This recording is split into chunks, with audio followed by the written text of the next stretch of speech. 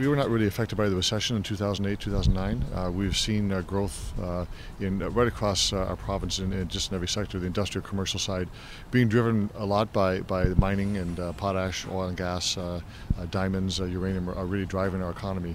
So we've seen construction increase, about 70% of increase in the growth in employment and investment over the last 10 years in construction and non-residential. So we've seen a boom continue on.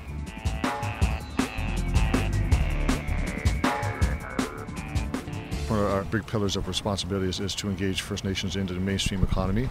So we have the construction career projects, which with many partners, education and industry, work together to get them on the job site. And of course our companies will hire them and employ them, of course. But there's lots of barriers to employment, cultural, education, all those things come into play. So it's a challenge, but we're doing this for a number of years. We have the Regina and Saskatchewan Skilled Trades Center, which is another institutional way to bring inner city kids into the trades as well. So those initiatives have been working very well for us.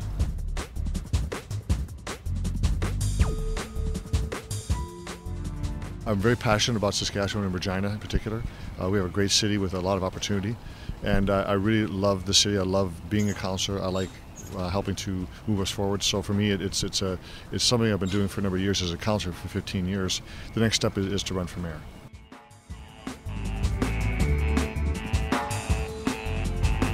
There are some conflicts when we get into fees and charges for construction, and then I excuse myself from the discussion.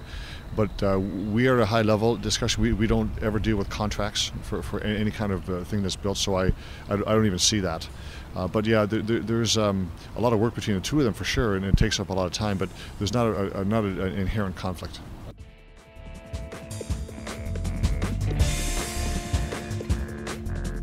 Education for one thing, and certainly talking to people, networking with people is very, very important. I believe you're going to be at one on BIM, which I think is a very important new technology for the industry. So we need to understand that as an association and provide that to our members who are not here today. So education, learning, those are all very critical factors.